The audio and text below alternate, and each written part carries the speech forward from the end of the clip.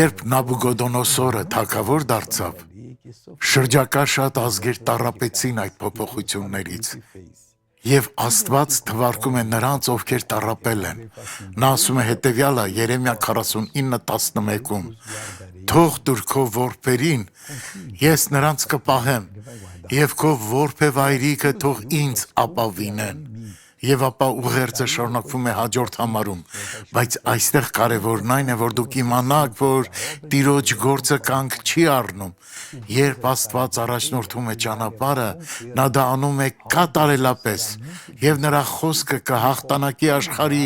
ցանկացած անկյունում, որտեղ որ անհրաժեշտ է լինում։ Հավատացեք, որ Աստծո հետ դուք կհաղթեք Հիսուսի անունով։ Աղոթենք։ Հայր,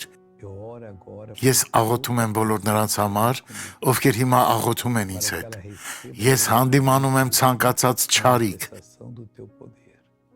Եվ ես վռնդում եմ այդ ուժերին Հիսուսի անունով։ Եվ դուք ասեք ամեն, փառք Աստծուն, թող Աստված օրհնի ձեզ։